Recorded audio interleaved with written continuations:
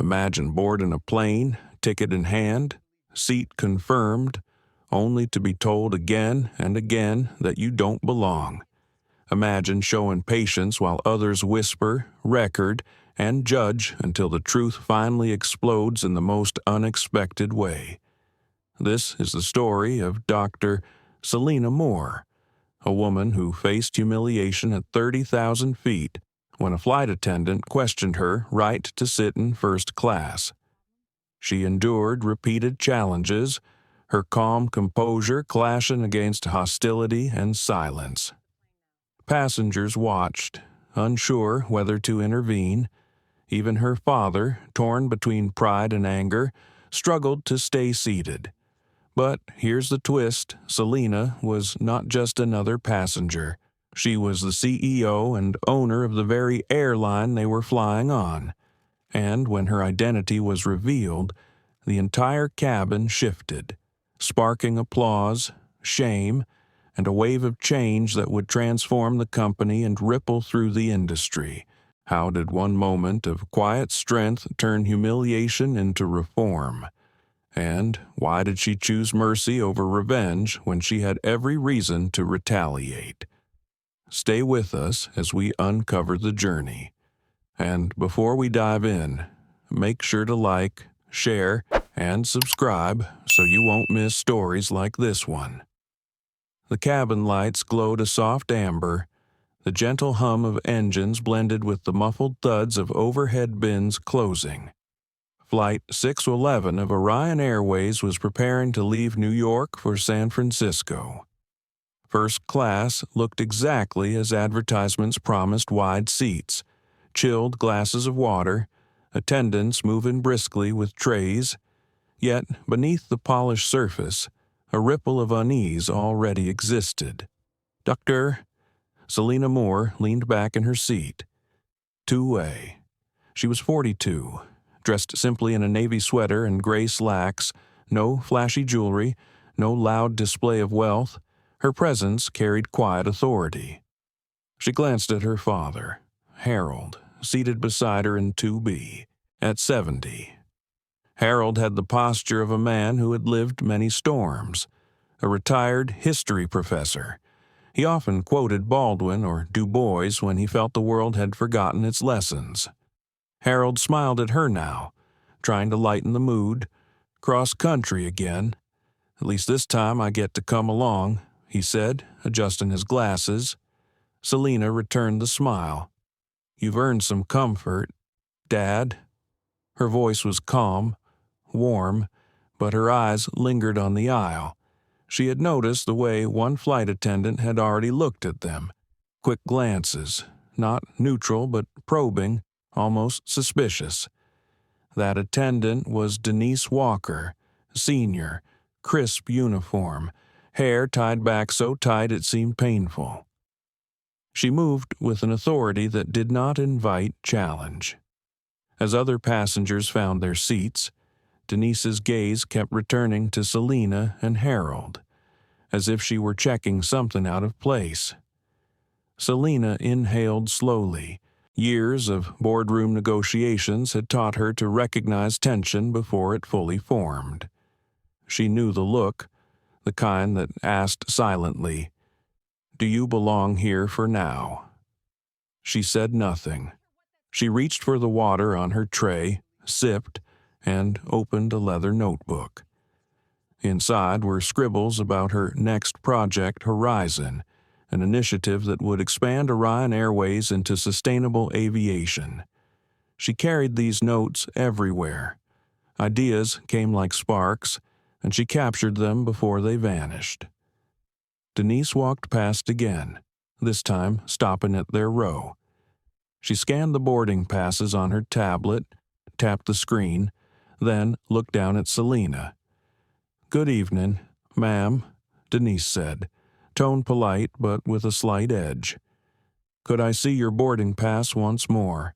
Just a routine check." Selena raised her eyes, calm and direct. "Of course." She handed over the printed pass. Denise studied it longer than necessary, lips tightening, then returned it. "Thank you. Enjoy your flight." She walked off, but Harold muttered, "Routine check." "We're the only ones she asked." Selina touched his arm gently. "Let it be." "Dad, not yet." Her words carried two layers, the outer calm and the inner calculation. She had learned that reacting too quickly often gave others what they wanted. Sometimes silence was its own power. But inside, she felt the first flicker of anger. Passengers continued boarding. A tall man with silver hair, Richard Lowe. Judging by the luggage tag settled into 3A, he barely glanced at Selina and Harold, already on a call about markets and mergers. Across the aisle, a young woman typed rapidly on her laptop. That was Clara Hughes, though Selina did not yet know her name. Clara was a journalist, always watching, always writing. As the last carry-on was stowed, the captain's voice came through the speakers. "Ladies and gentlemen, this is Captain Marcus Alvarez. Welcome aboard Orion Airways Flight 611 service to San Francisco. Our flying time will be 5 hours and 20 minutes. Please take your seats as we prepare for departure." Selina closed her notebook, buckled her belt. She felt Harold's hand tighten around his armrest. He always grew tense during takeoff, though he would never admit fear. She leaned closer. "You're fine, Dad. Focus on the stories you'll tell your students when you guest lecture again." He chuckled. "Stories, yes, but some stories still hurt to repeat." His words lingered. Selina knew he was remembering the years he had been denied dignity in classrooms, airports, restaurants. He had carried scars that no one could see, and here they were, in first class, and still the ghosts found them. Denise reappeared, now addressing another passenger with cheerful tones. She laughed lightly at something Richard said, her posture relaxed. Then her eyes slid once more to Selina, and the laughter faded. She adjusted her scarf, stiffened, and turned away. Selina felt the weight of that stare. She wrote a single line in her notebook: "Respect should never be conditional." She underlined it twice. The plane began to push back from the gate. Outside, the runway lights stretched like glowing rivers. Selina closed her eyes for a moment, centering herself. She whispered inwardly, "You've faced worse. Hold steady. Not everything needs a battle, but if the battle comes, you'll be ready." Harold shifted beside her. "She's going to come back, isn't she?" "Yes," Selina said softly, "she will." In that moment, Selina felt two forces within herself. One urged restraint, keep the peace, let the flight pass quietly, avoid spectacle. The other urged defiance, confront prejudice head-on, name it, shatter it before everyone. She knew both voices had truth. Which path she would take depended on what came next. For now, the engines roared. The plane tilted skyward. The cabin pressed back as they climbed into night. Denise walked through once more, this time carrying a manifest. She paused at row 2, glanced at Selina's ticket again, and smiled thinly. "Just making sure everything's in order." Harold bristled. "She's checked it twice already." Selina's hand rested firmly on his arm. "Dad." Denise's smile did not reach her eyes. "We just like to be certain." Then she moved on. The air between father and daughter tightened. Harold leaned close, whispering fiercely, "You don't have to take this. You shouldn't." Selina whispered back, "Steady. And if I rise too soon, she wins. Let me choose the moment." Her father sighed, frustrated but trusting. He knew her strength, had watched her carry it through years of boardrooms and deals, through nights when the world doubted her. He leaned back, folded his arms, and closed his eyes, though tension pulsed through him. Selina turned once more to her notebook. She wrote another line. Sometimes dignity is silence. Sometimes dignity is fire. Wait and see which is needed. Around them, passengers settled into routines, headphones, movies, cocktails. To them, it was just another flight. But to Selina, the storm had already begun. She could feel the undercurrent building, like turbulence that radar had not yet caught. She knew the night would not pass quietly. Her pen hovered, then wrote one final note before she closed the book. The sky remembers everything. The engines steadied, the cabin lights dimmed, and Selina Moore sat in silence, poised between peace and conflict, waiting for what she already knew was coming. The seatbelt sign was still on, though the plane had leveled into its cruising altitude. The hum of the engines became steady background music, the kind of sound that usually soothed travelers into comfort. Flight attendants moved down the aisle with carts, checking seatbelts, adjusting blankets, handing out menus. For most passengers, the flight had settled into routine, but for Selina Moore, the routine was already cracked. Denise Walker returned with her tablet. Her posture was firm, chin tilted, the look of someone who enjoyed her authority and wanted everyone else to see it. She stopped at row 2, forcing a smile that barely covered her disdain. "Dr. Moore, could I see your boarding pass again?" The words were polite enough, but the tone was sharper, almost accusatory.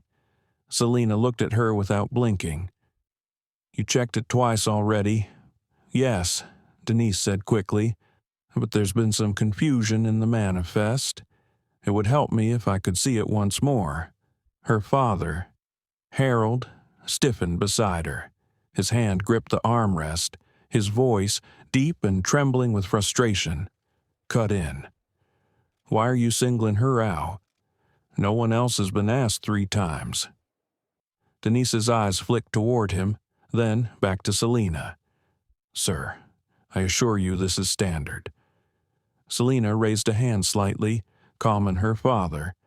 She handed the boarding pass again, her face expressionless. Inside, though, she felt the sting. She had learned to wear composure like armor, but each unnecessary demand was a blade nicking the surface. Denise looked at the ticket longer than necessary, her lips pressing into a thin line. Finally, she handed it back. "Thank you. Enjoy your flight." She turned sharply and walked away. Harold let out a harsh breath. "Enjoy your flight," she says, like she hasn't already ruined the peace. Selina placed a hand over his. "Don't let her take more from you than she already has." He looked at her, searching her eyes. "How do you do it? How do you stay so calm when people treat you like this? You have every right to stand up right now and what Selina asked softly. Argue. Raise my voice, then I become exactly what she expects. An angry black woman who doesn't belong. Her father's shoulders sagged. That's the tragedy, that you even have to think about it. Selina swallowed. She knew he was right. Every encounter like this was not just about her. It was about a history of suspicion, of dignity denied. Still, she had chosen her path long ago to fight strategically, not impulsively. She tapped her notebook with her finger, as if to remind herself of the bigger picture. Across the aisle, Clara Hughes had been watching. She had seen the repeated checks, the shift in energy. Clara was a journalist, trained to recognize when a story was forming. She pulled her phone discreetly onto her lap, not recording yet, but taking notes. 2 rows back, Richard Lowe smirked as he overheard the exchange. He leaned toward the passenger beside him, muttering. Some people just want trouble. Flight attendants don't ask without reason. His voice carried enough for Selina to hear. She did not turn her head. She simply noted it, storing the moment in her memory. The meal service began. Denise returned with trays. She handed Richard his entree with a warm smile, then turned to Selina. I'm sorry, ma'am. There seems to be a mistake with your order. The choice you requested isn't available anymore. Selina frowned slightly. She had confirmed her order at booking. First-class passengers were guaranteed their selection. What options do you have left? Just the chicken pasta, Denise said curtly. I'll have to place you on that. Harold raised his voice. That's ridiculous. She ordered the filet mignon when we checked in. Why is it suddenly gone? Denise's smile was thin. Sometimes mistakes happen. Sir, I'll be back with the pasta. She walked away without waiting for consent. Selina's hand trembled slightly on the armrest. She closed her eyes and breathed in slowly. Inside. Anger pressed like heat in her chest. She imagined herself speaking out, demanding equal treatment, calling Denise by name in front of the cabin. She imagined the ripple it would cause, the power of truth spoken aloud. But then she saw the other image herself dragged into confrontation. Passengers whispering, the narrative twisted against her. She opened her eyes. Calm returned, but it was the calm of restraint, not peace. Harold leaned close. Don't you dare let this go on. I'll call the captain myself. No, Selina said firmly. Not yet. She's testing. She wants a scene. Let her show herself fully before I respond. Her father groaned. This isn't a chess game. Selina, everything is a chess game, she replied softly. Denise returned with the pasta. She set it down quickly. No apology, no grace. Selina looked at it, then pushed it slightly aside. Thank you. Her voice was neutral, but Denise's eyes narrowed as if she wanted more than gratitude, she wanted defeat. She turned away, satisfied she had marked her territory. Michael Torres, the junior attendant, lingered nearby. He had seen the exchange. He hesitated, then leaned closer to Selina when Denise walked off. His voice was quiet, almost a whisper. For what it's worth. I'm sorry about that. I know you ordered the filet. I'll see what I can do. Selina met his eyes, reading sincerity there. She gave a slight nod. Thank you. It was a small crack of kindness in an otherwise hostile atmosphere, but it mattered. Clara Hughes typed another line on her phone. Targeted 3 times. Meal order denied. Father distressed.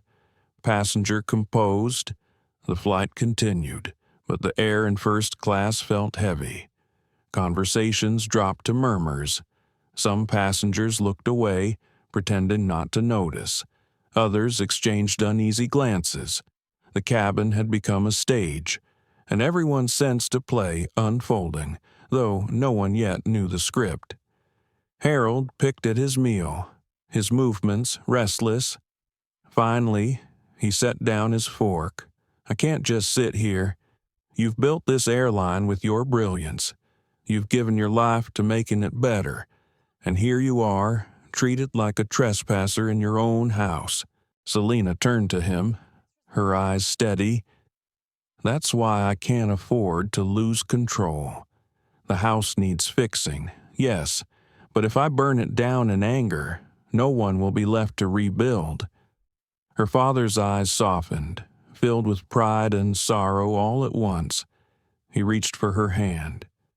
You are stronger than I ever was. She squeezed his hand gently. No, Dad, I'm strong because of you. Denise returned once more, asking again for the boarding pass. Harold nearly exploded, his voice loud enough to draw attention. "This is harassment. She's shown you the ticket again and again." Several passengers turned. A murmur rippled through the cabin. Clara Hughes lifted her phone higher this time. Hidden record. Selina spoke before her father could rise further. Her voice was calm, but it cut through the tension like glass. "You have all the information you need, Ms. Walker. If you believe otherwise, perhaps your supervisor should join us." The words carried weight. Denise's cheeks flushed. For the first time, she hesitated. Brenda Collins, the purser, appeared moments later, drawn by the raised voices.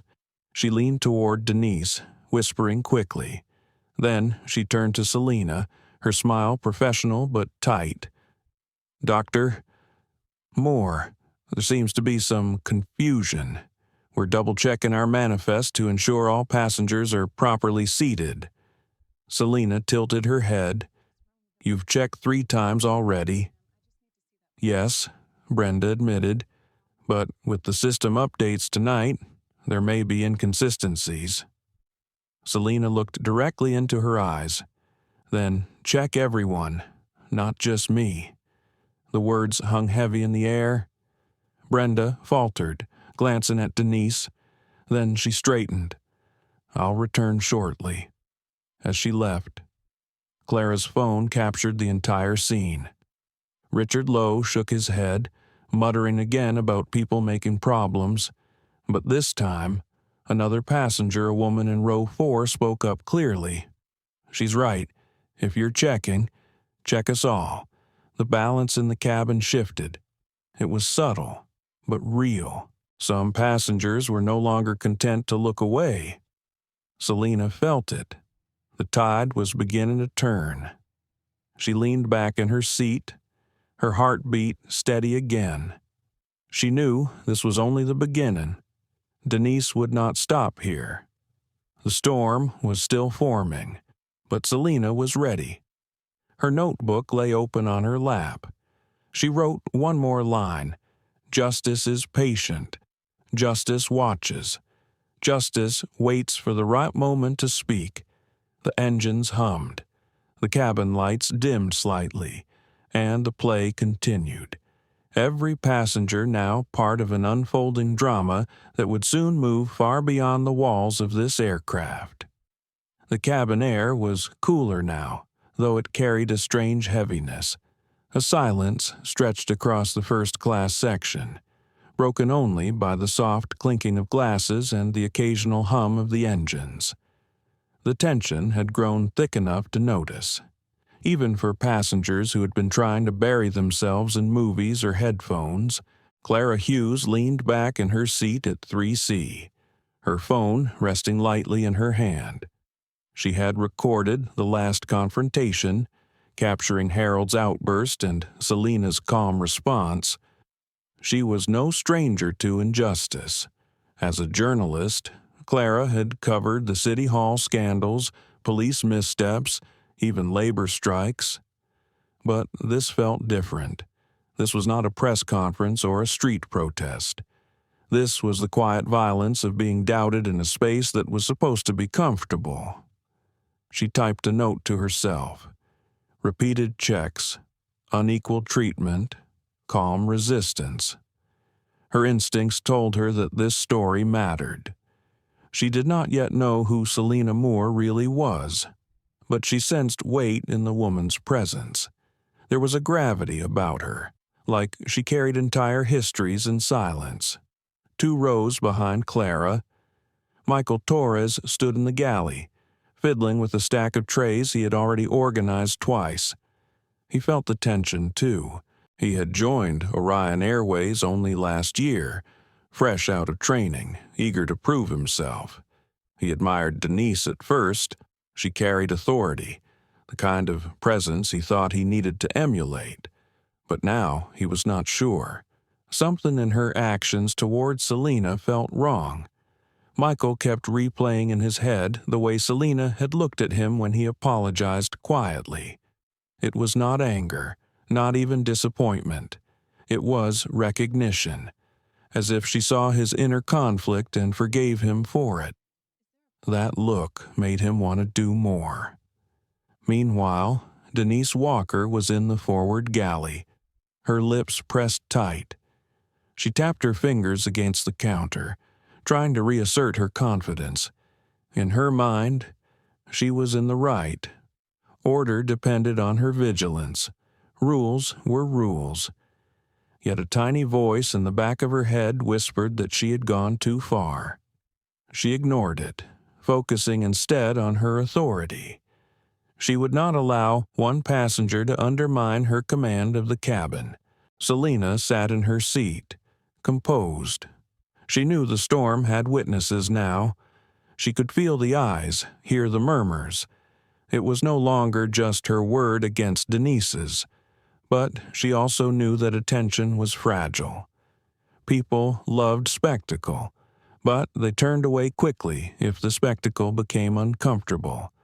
She needed to hold steady, to let the truth grow undeniable. Harold shifted again, restless. He had pulled a small book from his bag, a worn copy of Baldwin's essays. He read a few lines, then shut it with a sigh. You know, Selina, Baldwin once said that to be black in this country is to be in a constant state of rage. I never understood how you hold that rage without letting it burn you alive. Selina looked at him, her expression soft. Because rage is fuel, Dad. But you have to choose when to burn it. Burn too soon, and you're ash before the work is done. He studied her, his eyes glistening. You always were wiser than your years. Across the aisle, Clara tilted her head slightly. Listening, she typed again. Father and daughter, strategy of patience, fire controlled, at the same time. Richard Lowe shifted in his seat. He was annoyed. The tension had disrupted his concentration. He had been preparing notes for a meeting in San Francisco, but now his attention kept drifting to the drama unfolding a row ahead. He did not like disruptions, and he especially did not like when they came from people he did not consider equals. To him, this was a matter of hierarchy.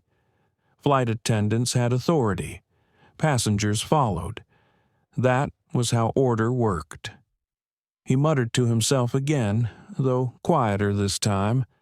Selina heard him, but she did not respond. She had learned long ago that not every insult deserved acknowledgement.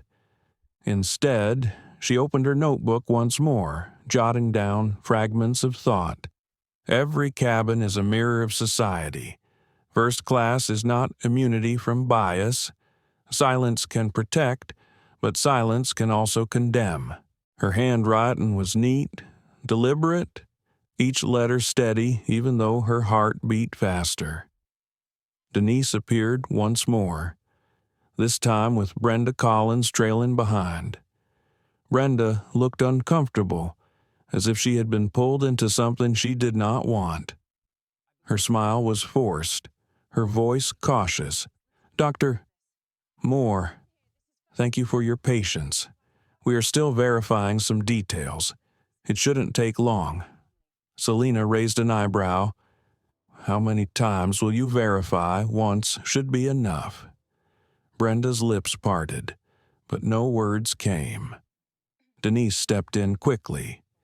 We have to ensure safety and compliance. Some passengers may not belong in certain sections. The word belong cut through the cabin like a blade. A few passengers shifted uncomfortably. Clara's fingers flew across her phone, capturing every word. Harold's voice rose. How dare you say that to her? She belongs here more than anyone. Selina held up her hand. Her eyes locked on Denise. Her tone was low but carried. What exactly makes you think I do not belong?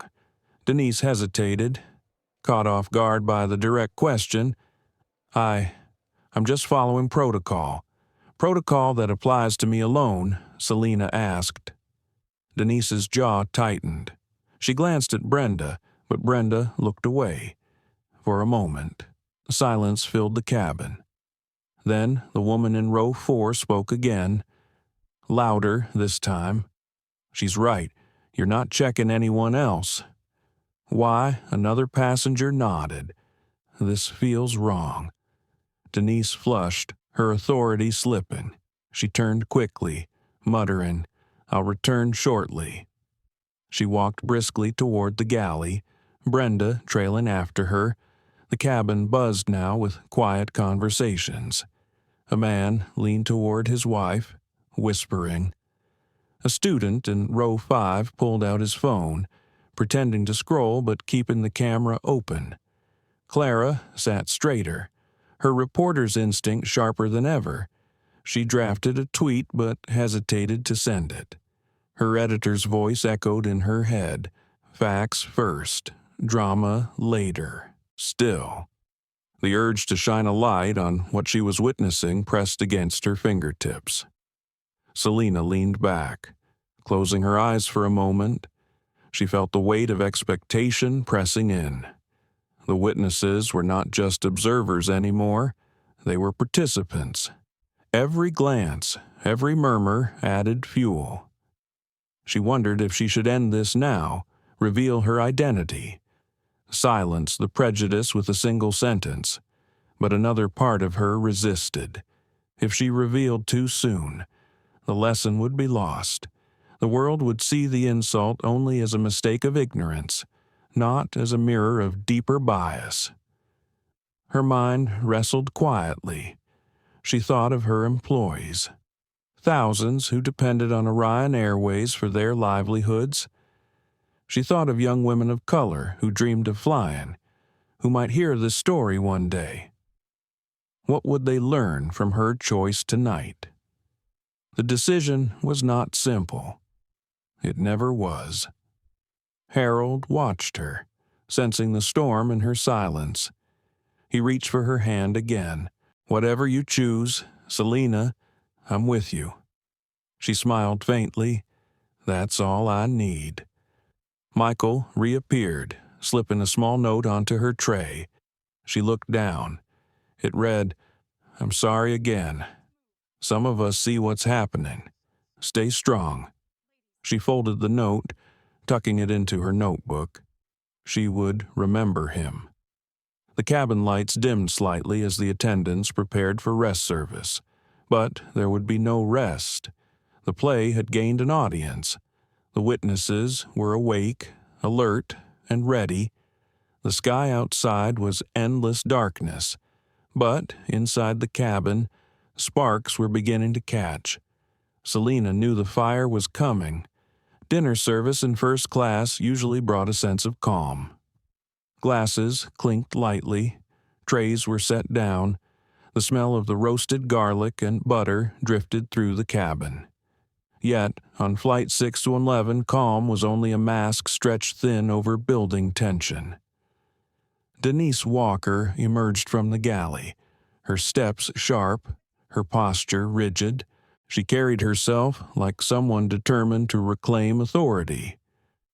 Her eyes scanned the cabin before locking on Selina Moore. With a fixed smile, she placed a tray in front of Richard Lowe, who responded with a smirk and a comment about service efficiency.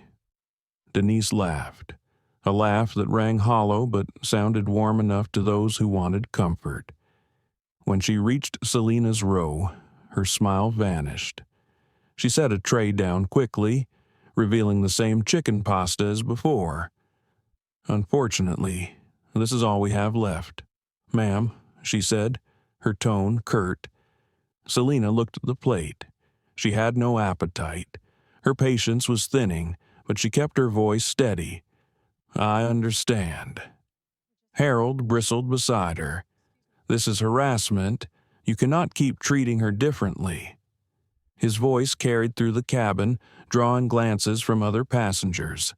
Denise kept her expression neutral, but her eyes flashed with irritation. Sir, I am only doing my job. Harold leaned forward. "If this is your job, then perhaps your training failed you." Gasps whispered across the rows. Clara Hughes's phone was up again, her fingers steady as she filmed. The journalist's instincts told her that the story had crossed into open conflict. Selina touched her father's arm gently. "Dad, enough." Her words were soft, but the authority behind them calmed him instantly. She turned to Denise, her gaze level. "Do what you believe is necessary. We will do the same." Denise opened her mouth to reply, but something in Selina's tone silenced her. It was not anger, it was certainty. For the first time, Denise felt the weight of being watched by more than just one passenger. She turned sharply and walked back to the galley, her shoulders tense. The air in the cabin thickened, conversations hushed. Everyone could feel the edges of a confrontation approaching. Minutes later, Brenda Collins, the purser, appeared. She looked uneasy, as though caught between duty and discomfort. She bent slightly toward Selina. "Dr. Moore, we are still experiencing confusion in our system. We are verifying all tickets again." Selina closed her notebook slowly. "Then verify everyone." Brenda hesitated. Her eyes flicked around the cabin, where several passengers were already watching closely. She gave a small nod and walked away. Harold shook his head in disbelief. "They are stalling. They want to humiliate you." Selina breathed deeply. Her inner voice was no longer calm. It was conflicted, torn between dignity and fire. She imagined herself standing up, declaring who she was, ending this charade. But she also imagined the lesson lost if she revealed too early. They would dismiss it as a mistake, an error in protocol. The truth of bias would slip away. She whispered inwardly, "Not yet. Wait." Across the aisle, Clara Hughes tapped furiously on her phone, drafting a tweet. "Orion Airways Flight 611. Black woman in first class repeatedly targeted by crew. Father speaks up. Others watching." She hovered over the send button but hesitated. Should she break the story now or gather more 2 rows behind? Richard Lowe rolled his eyes. He leaned toward the man beside him. Unbelievable. They should just move her to avoid all this trouble. His words were not as quiet as he thought. A woman in row 4 spoke again, louder this time. "Why should she move? She has a right to her seat." The man beside her nodded. "This is wrong. We all see it." The divide in the cabin deepened. On one side, murmurs of disapproval at Denise's behavior. On the other, silence or quiet agreement with Richard's sentiment. The stage had been set, and everyone had chosen a side. Denise returned, her expression stiff. "Dr. Moore, I will need you to step aside briefly so we can review your documentation with the captain." Harold half rose from his seat. "Absolutely not. She has done nothing wrong." Denise raised her chin. "Sir, if you cannot remain calm, I will have to call security upon landing." The threat was enough to stir outrage. Murmurs spread quickly. Clara's phone was recording every word now. Even those who had tried to avoid involvement could no longer ignore what was unfolding before them. Selina stood slowly. Her movements were graceful, deliberate. She did not raise her voice. She simply looked at Denise and said, "Call whoever you need, but I will not be moved unless you have cause." The cabin fell silent. All eyes turned to the confrontation. Brenda appeared again, whispering urgently to Denise, "Let's wait. Let's not escalate further." Denise shook her head. "We have to maintain order." Selina's eyes moved from one to the other. She saw the cracks forming in their confidence. She felt the tide shifting. Her heart raced, but her exterior remained calm. She sat down again, her voice quiet but firm. Order is not built on humiliation. It is built on respect. The words hung in the air. A few passengers clapped softly, unsure but supportive. Clara's hands trembled as she typed another note. Her words carry like law. Denise turned abruptly and walked away. Her authority was faltering, and she knew it. Harold exhaled sharply, his anger still simmering. This has gone too far. Selina placed her hand on his. I know, and the truth will reveal itself soon. Inside, though, her mind was at war. Every insult chipped at her restraint. She could feel the fire wanting to break free. But she also remembered every young woman who looked to her for guidance, every employee who believed in her leadership. If she erupted now, the story would become about anger, not injustice. She steadied herself once more. Not yet. Michael Torres approached quietly, his face pale. He whispered, "Captain Alvarez has been notified. He's coming out shortly." Selina nodded. "Thank you." Her pulse quickened. This was the moment she had been waiting for. Authority was about to step into the cabin. The truth, long suppressed, was about to surface. Passengers sat upright, sensing something imminent. Phones were out, cameras discreetly recording. Clara's live stream had already begun. Her voice low as she narrated, "This is happening now on Orion Airways Flight 611. A black passenger is being targeted, and the captain has been called." The engines hummed on, indifferent to the storm brewing inside. The cabin was no longer just a space of travel. It had become a courtroom, a theater, a stage for truth and power.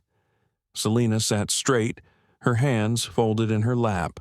Her father leaned close, whispering fiercely, "When he comes, tell him everything. Show them who you are." Selina's eyes softened. "I will, Dad, but not for me, for everyone watching." The curtain was about to rise on the next act. The soft glow of the cabin lights could not hide the storm building inside the aircraft. What had begun as uneasy glances and murmured words had now grown into a clear divide. Every passenger in first class could feel it. The air itself seemed charged, like static before a thunderclap. Brenda Collins returned to row 2, her hands folded neatly in front of her, though her eyes betrayed unease. She had been in the airline industry for nearly 20 years. She knew how quickly a disagreement could spiral, how easily control could slip away. But she also knew when a colleague was pushing too far. Denise Walker was pushing. "Dr. Moore," Brenda began, her voice low but audible enough for nearby passengers. "We are working to resolve the manifest issue. I appreciate your cooperation." Selina Moore sat upright, her hands folded in her lap. Her gaze was calm, almost serene, but her words carried steel. "I have cooperated multiple times. I have shown my ticket. I have answered your questions. What I want to understand is why you have not checked anyone else." Brenda opened her mouth, then closed it again. The silence stretched. From the seat behind Selina, a woman spoke up, her voice clear. "She's right. I've been sitting here quietly, and no one has asked me for my boarding pass." Another passenger nodded. "Me neither." Murmurs rippled across the cabin. Selina did not need to raise her voice. The truth was speaking for her now, carried by witnesses who could no longer ignore the disparity. Denise appeared once more, her jaw tight, her eyes scanning the cabin with irritation. She could feel her control slipping and she resented it. "Ladies and gentlemen," she announced, her voice sharp, "please remain calm. Our priority is safety. We are only doing what is required." Richard Lowe clapped his hands once, his voice dripping with sarcasm. "Finally, someone says it. These procedures exist for a reason. Maybe if people stopped questioning the crew, we'd get some peace." He leaned back, smirking, as though he had delivered a verdict. But Clara Hughes leaned forward, her phone in hand, her voice clear. "What procedures can you explain why only one passenger is being checked? Because from where I sit, that doesn't look like safety. It looks like bias." All eyes turned to her. Clara met Denise's gaze without flinching. She had covered politicians who tried to spin their way out of scandals. This was no different. Truth resisted spin. Denise's smile was brittle. "Ma'am, I cannot discuss operational details with passengers." Clara lifted her phone slightly higher. "Then perhaps you should be prepared to discuss them publicly when this lands, because right now I'm broadcasting live." A gasp moved through the rows. Denise paled, realizing that every word, every gesture was no longer confined to the cabin. It was spilling outward into the world. Selina felt the shift. The witnesses were no longer passive. They were engaged. She glanced at her father. Harold's eyes burned with pride and anger. "Both. They see it now," he whispered. "They can't unsee it." Selina nodded slightly. "Yes, but we must still hold steady."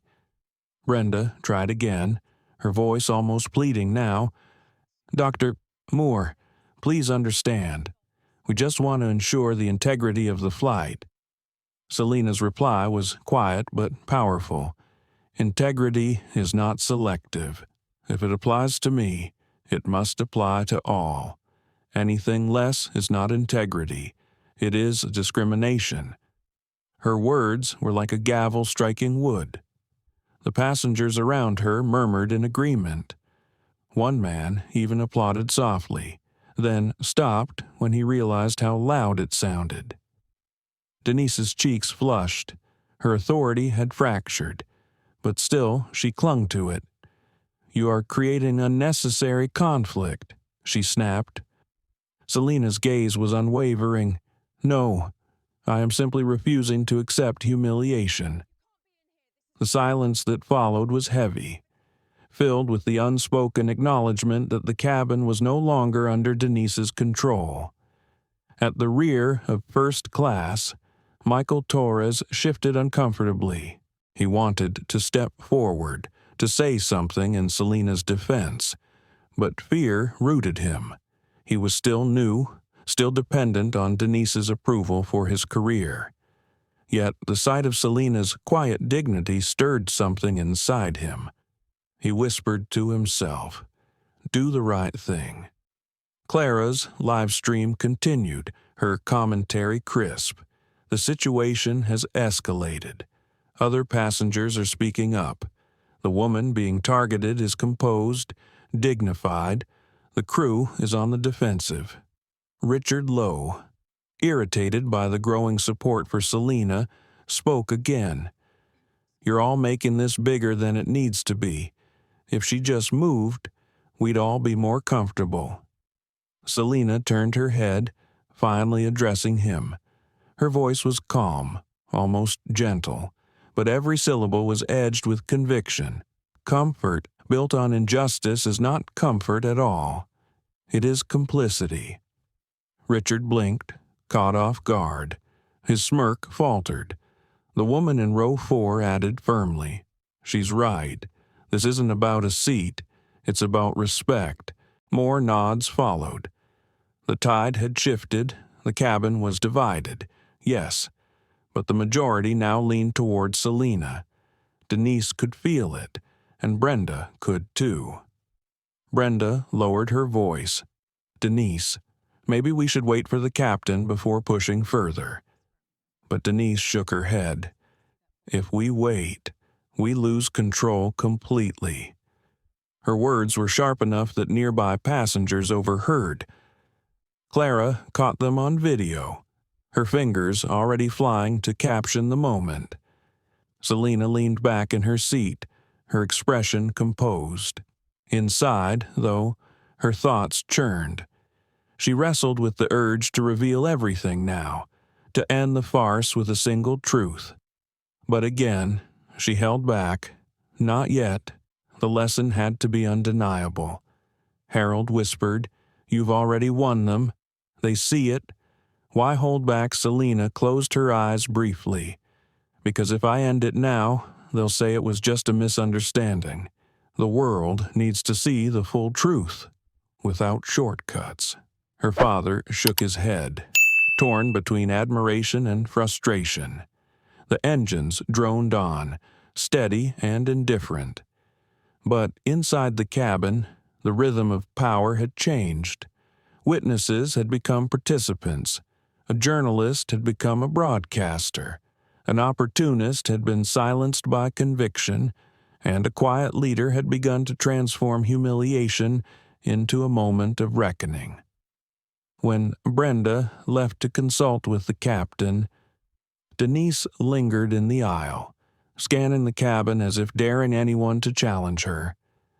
Her eyes returned to Selina, but Selina did not flinch. Their gazes locked, two wills in silent battle. Finally, Denise turned away, her footsteps sharp against the carpet.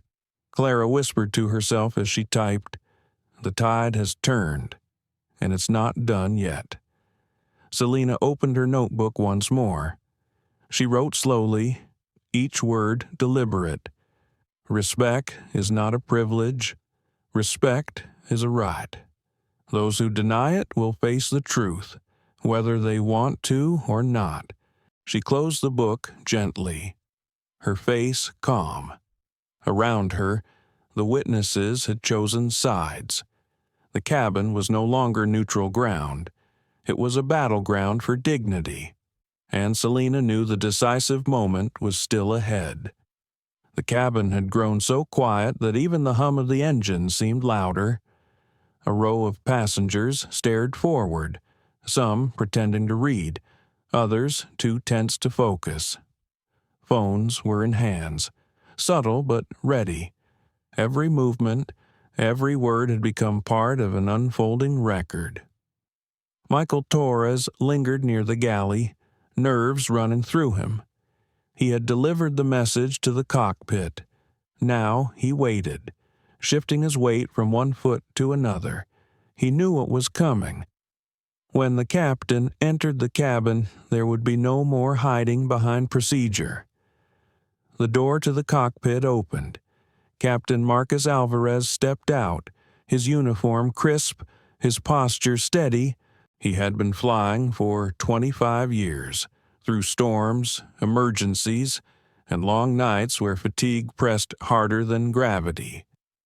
But tonight, as he walked into first class, he felt the weight of something heavier than weather or machinery.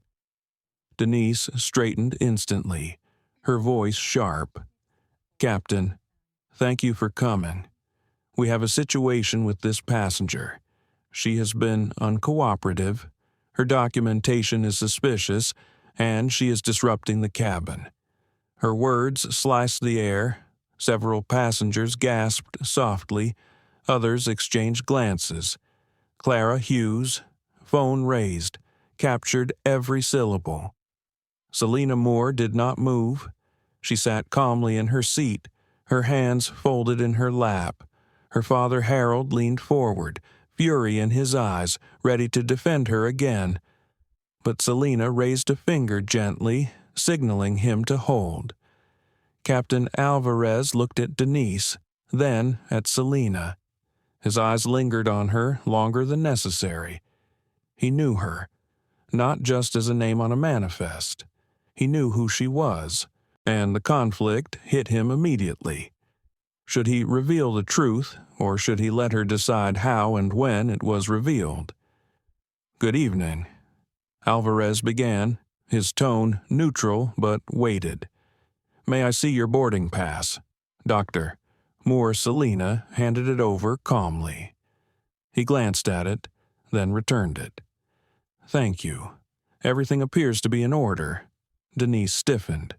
Captain, with all due respect, there have been irregularities. I am concerned about safety. Alvarez's jaw tightened.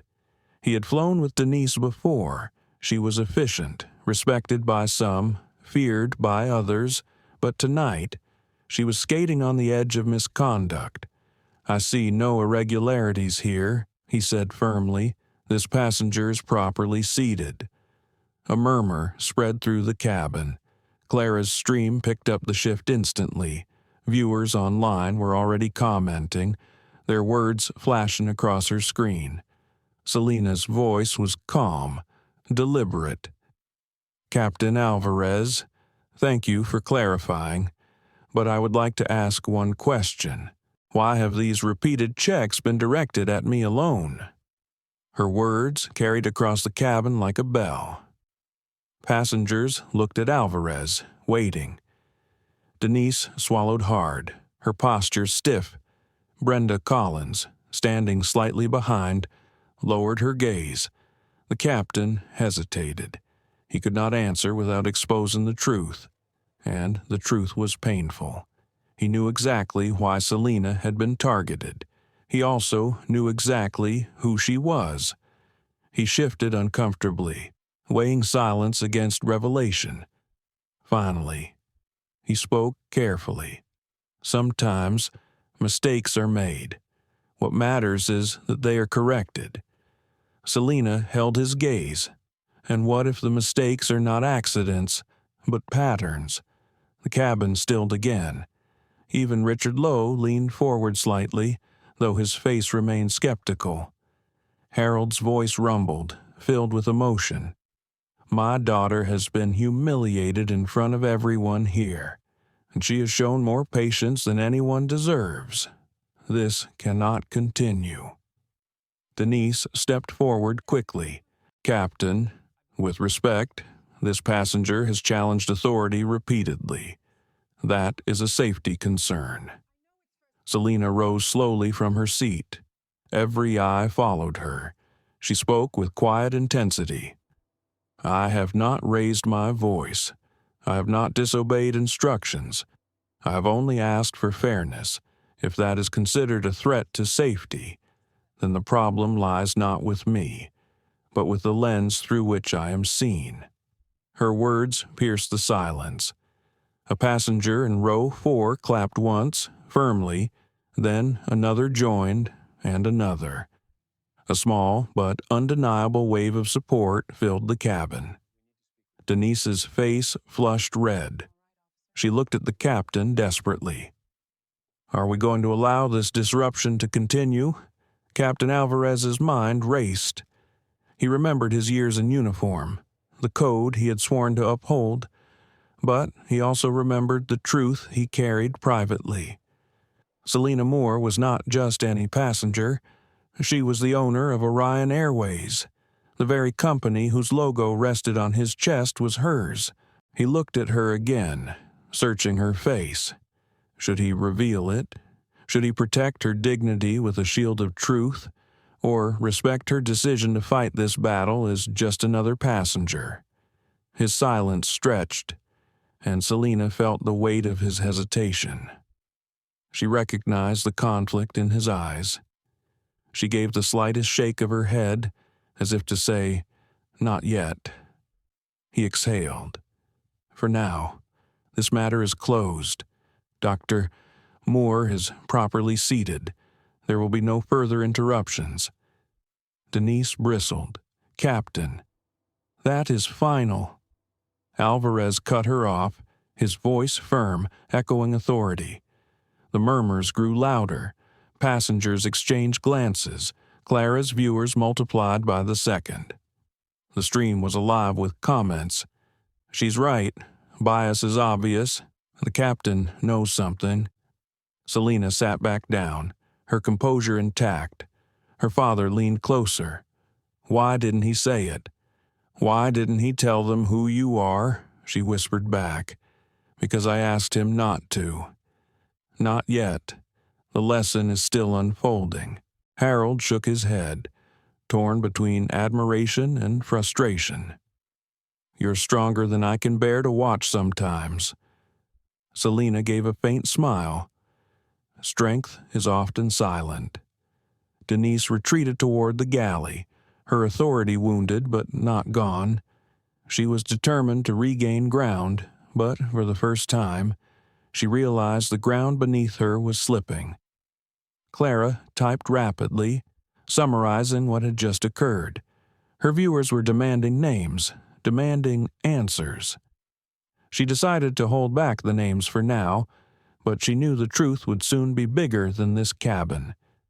Selina opened her notebook again, writing one line. Authority reveals itself not in the power to command, but in the wisdom to withhold. She closed the book gently. Her heart still pounded, but her face showed only serenity. The captain returned to the cockpit, his mind unsettled. He had respected her choice, but he knew the story was far from over. Denise would not stop here, and when the final moment came, the truth would erupt with a force neither of them could contain. The cabin lights dimmed slightly.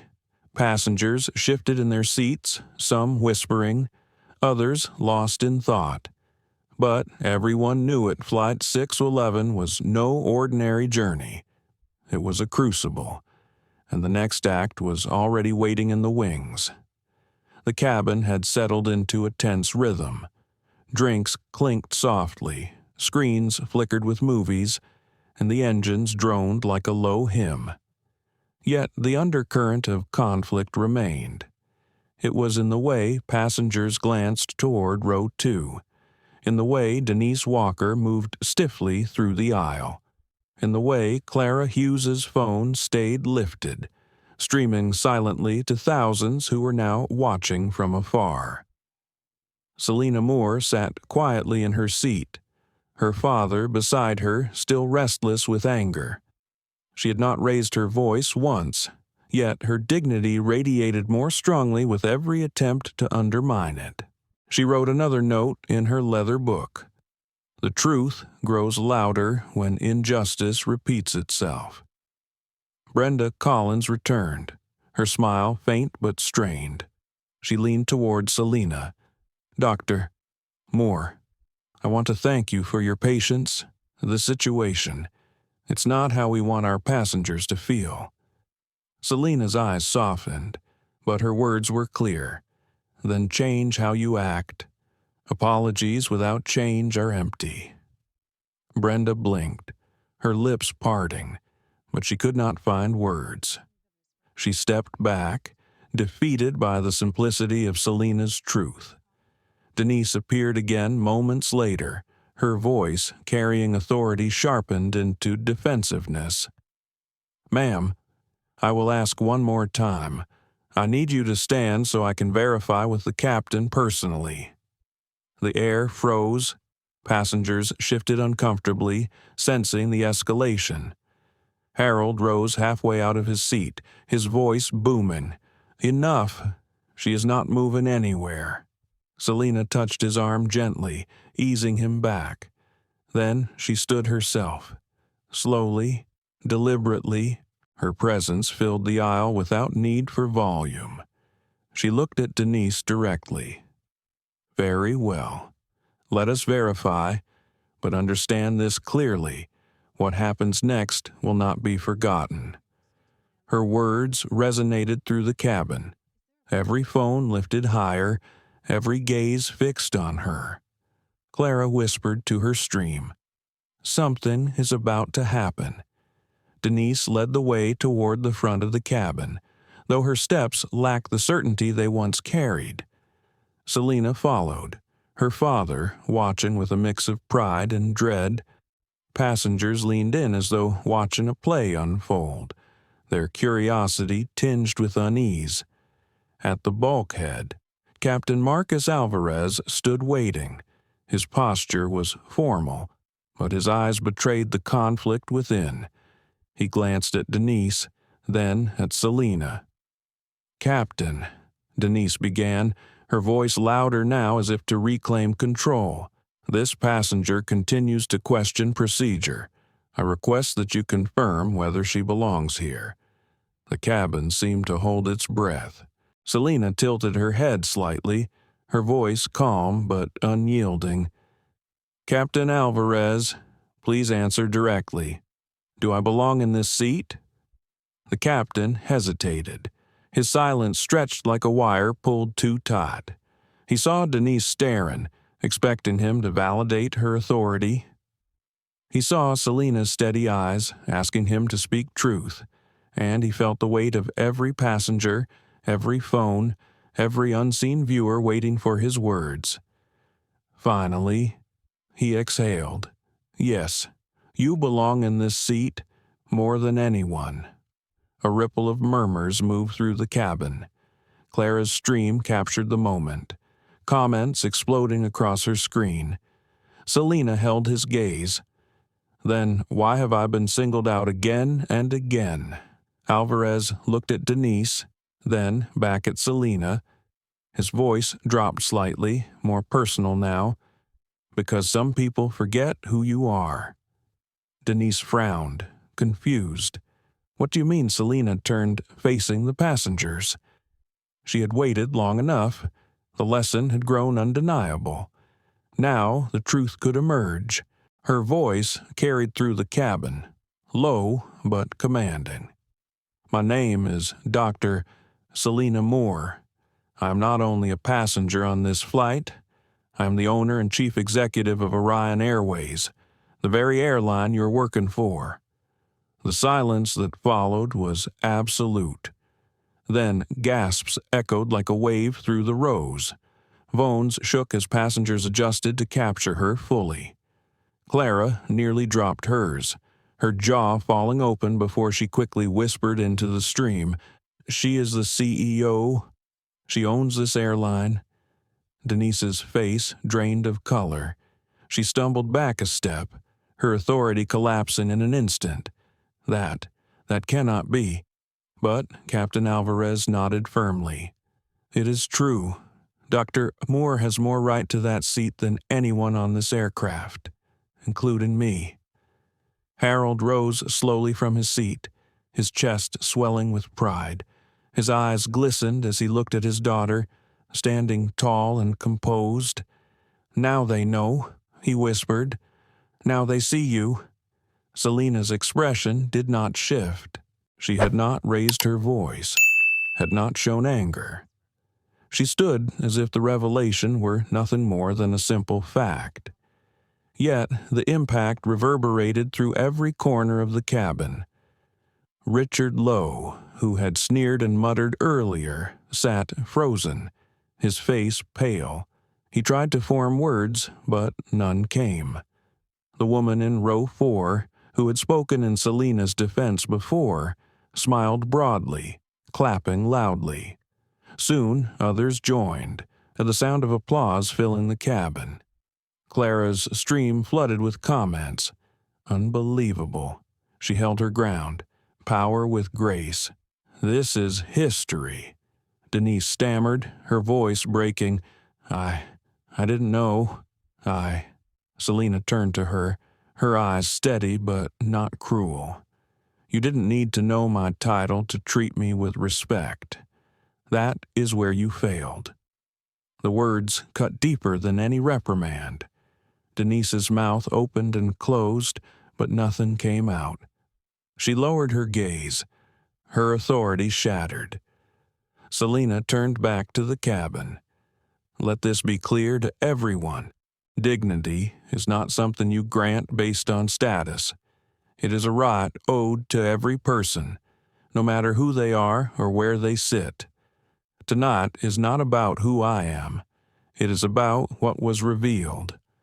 Her voice filled the cabin like a sermon. Passengers listened, transfixed. Some nodded, others wiped their eyes. Even Brenda, standing nearby, looked down in shame. Captain Alvarez bowed his head slightly. "Dr. Moore, how would you like to proceed?" Selina inhaled deeply, her mind racing. She could demand Denise's removal immediately. She could end her career with a single word. But another voice whispered within her, a voice that remembered every moment of restraint, every lesson of patience. She looked at Denise once more. "You will meet me in my office Monday morning at 9. We will decide then how this ends." Gasps filled the cabin again. Passengers expected fury, expected instant punishment. But Selina had chosen something far greater. She had chosen accountability through process, not spectacle.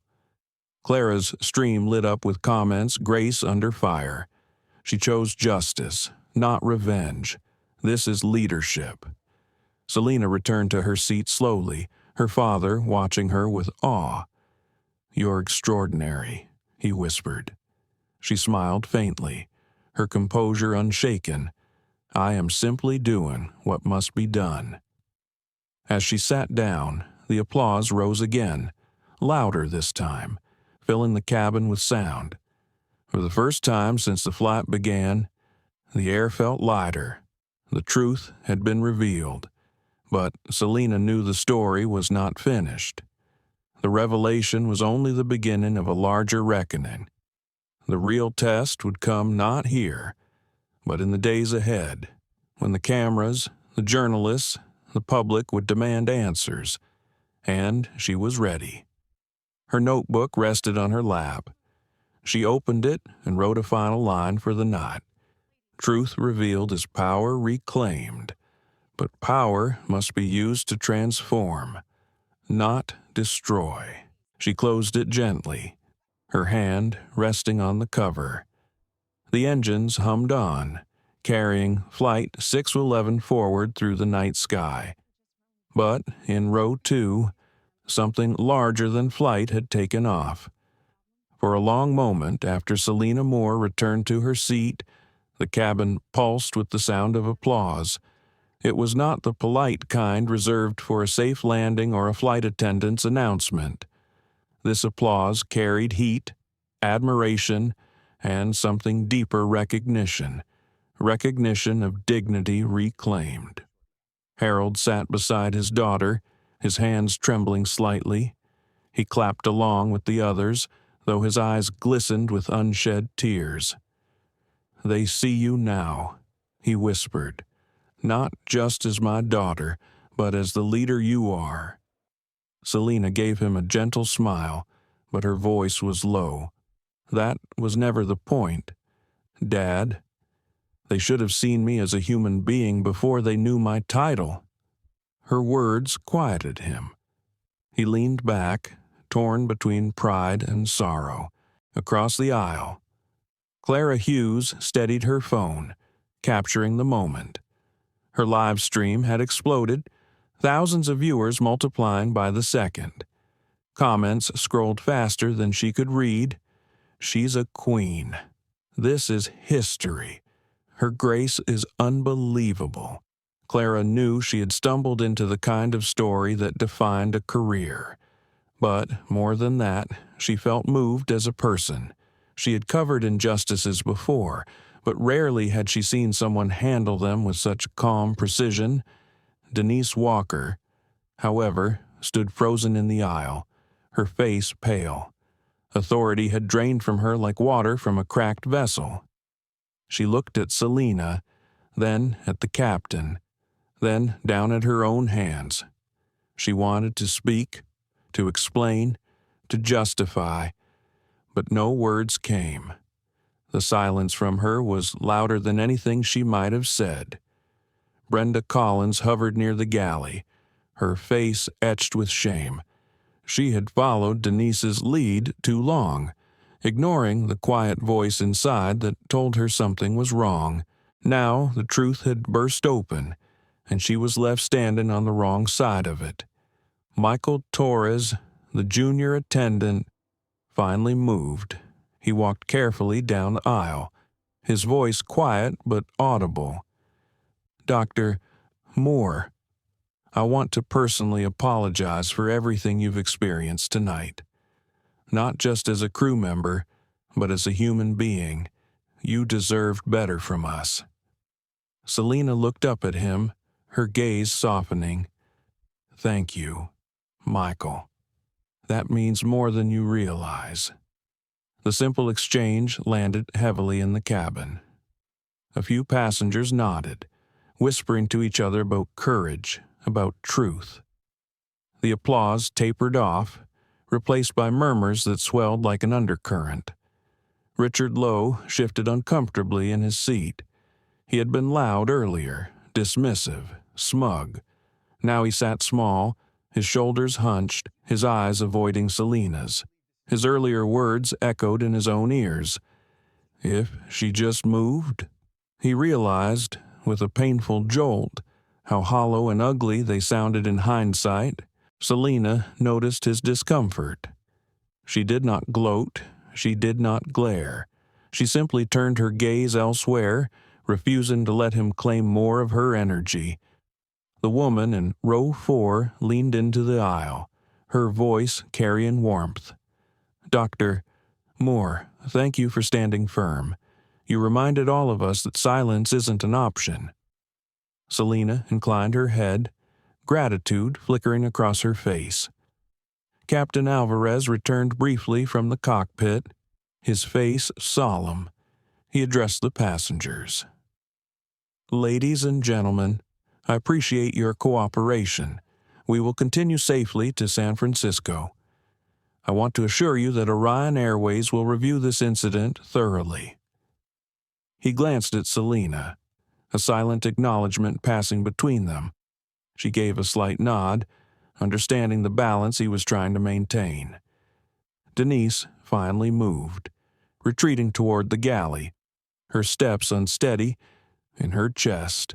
Shame battled with defensiveness.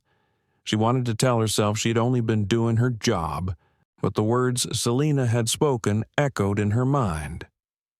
"You didn't need to know my title to treat me with respect." They pierced deeper than any reprimand from a superior could have. Selina opened her notebook again, her pen gliding across the page. She wrote, "Humiliation exposed does not end the fight. It begins the work of change." She paused, then underlined the word change. Harold leaned toward her. "Do you think she'll actually show up Monday morning?" Selina exhaled slowly. "She will. Shame has a way of forcing reflection. Whether she leaves with transformation or bitterness will be her choice." Her father studied her, then shook his head softly. "You carry the weight of forgiveness even when it isn't owed." Selina smiled faintly. "Forgiveness is not a gift to them. It is freedom for me." Clara's phone buzzed as she received messages from her editor. She ignored them for the moment, too immersed in the scene unfolding. She typed another note. CEO transforms humiliation into lesson. Chooses reform over revenge. Entire cabin witnesses the shift. A passenger in row 6 leaned forward, whispering to his seatmate. She could have ended that woman's career on the spot. Instead, she gave her a chance. The seatmate replied, "That's real power. Power that doesn't need to shout." Selina heard fragments of these conversations, but she remained quiet. She closed her notebook and rested her hand on it, as though sealing her thoughts for later. The cabin gradually settled again. Screens flickered back on, trays were cleared, blankets pulled over shoulders, yet the atmosphere was permanently altered.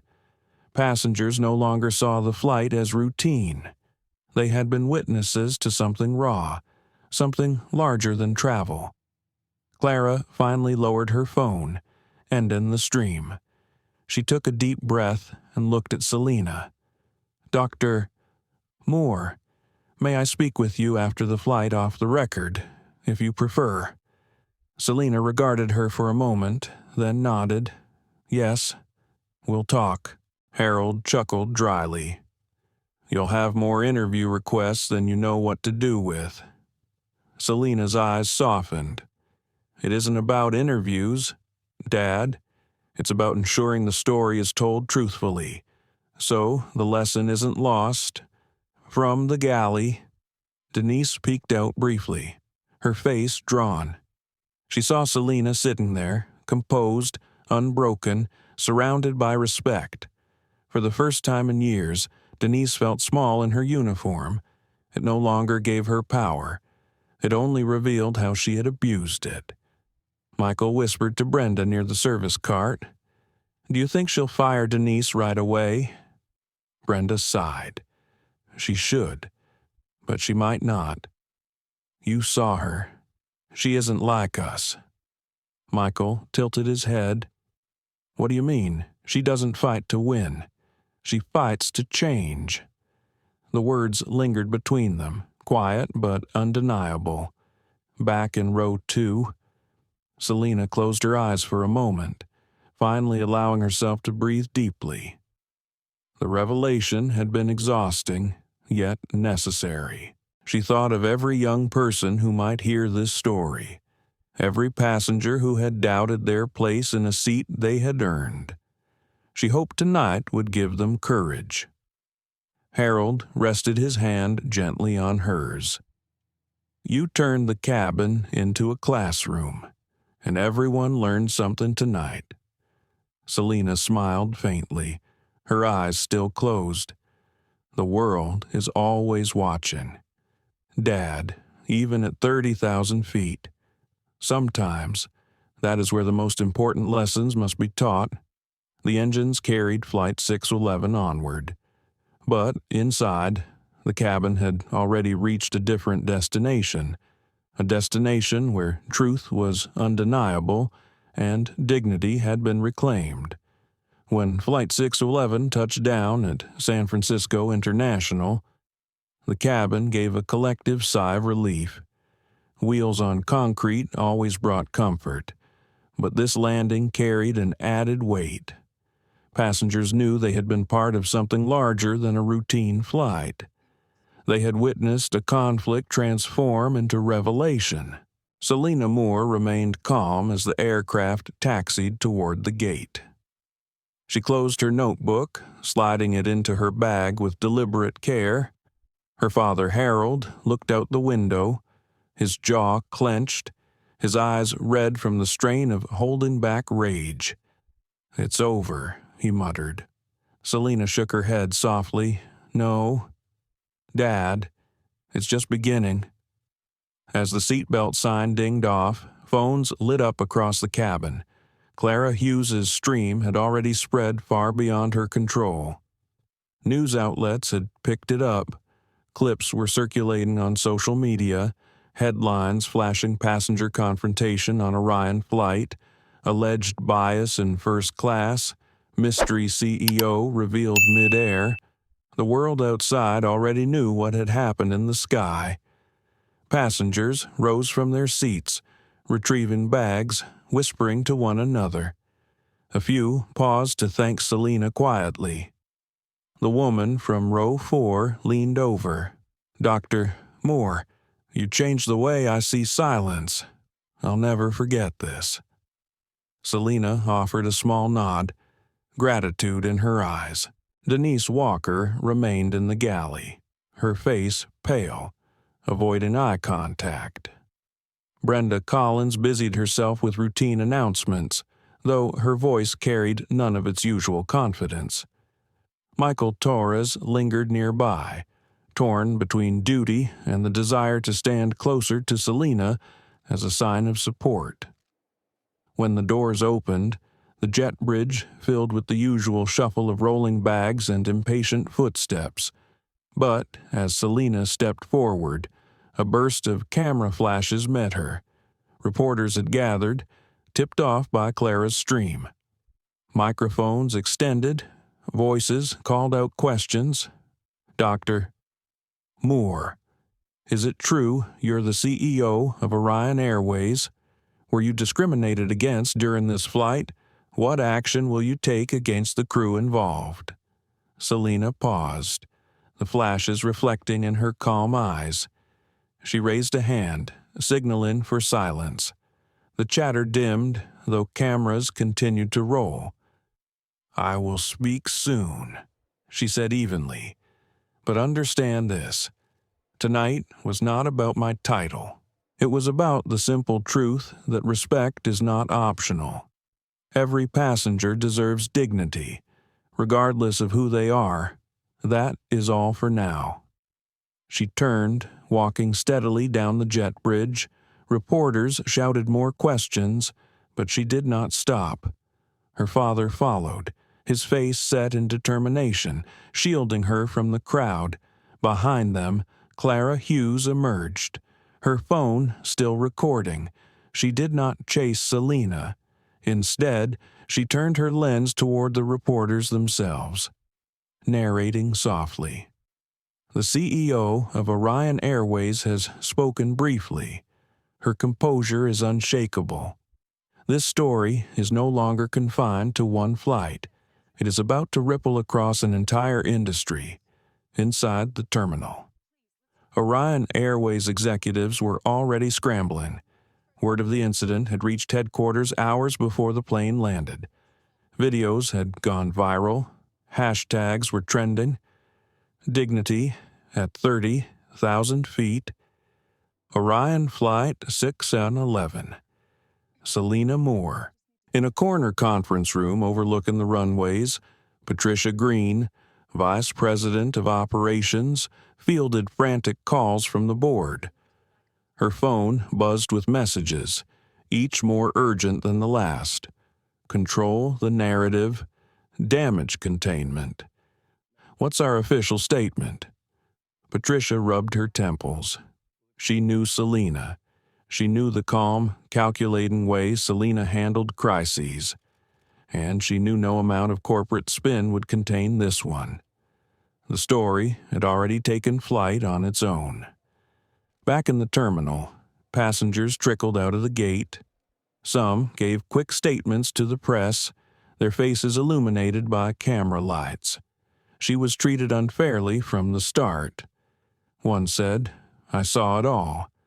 She stayed calm while they kept harassing her. Another added, "I didn't realize who she was until the end. But it shouldn't have mattered. That's the point." A third insisted. Every testimony added weight to the truth. Selina walked steadily toward the exit, ignoring the flashes, her notebook clutched close. Harold leaned in. "You should say more. Selina, don't let them twist this." She shook her head gently.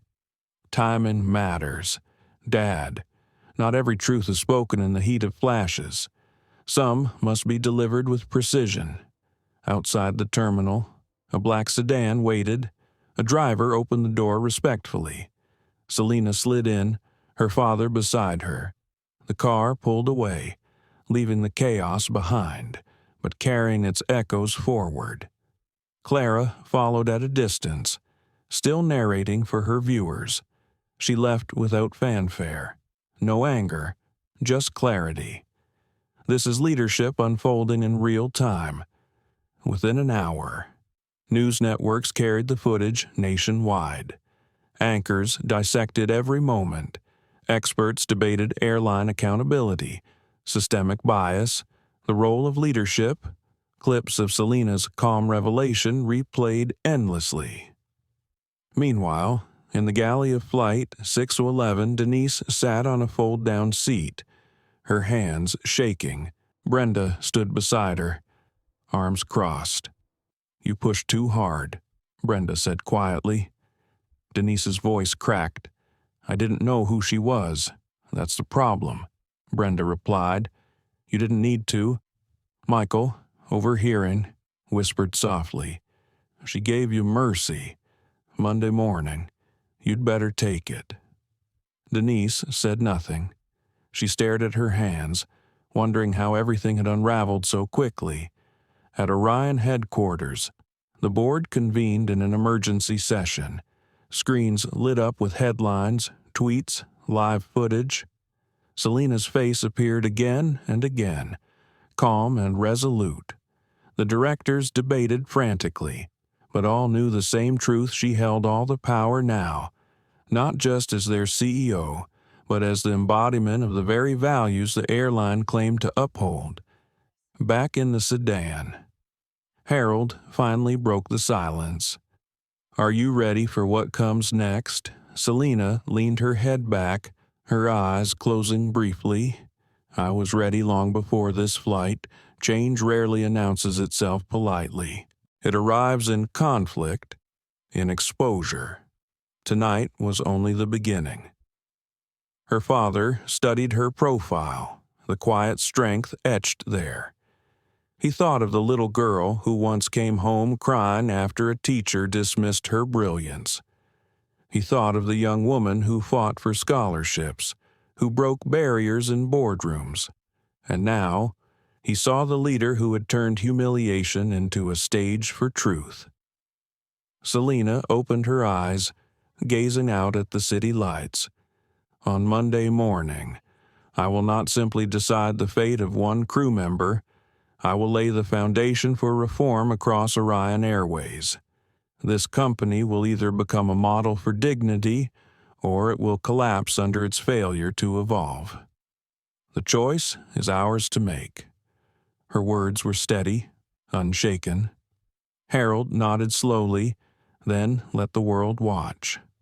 The sedan drove on into the night, while screens across the nation replayed her calm revelation. The media storm had begun, but for Selena Moore, it was only fuel. She knew storms did not destroy strong structures. They revealed which ones were built on truth.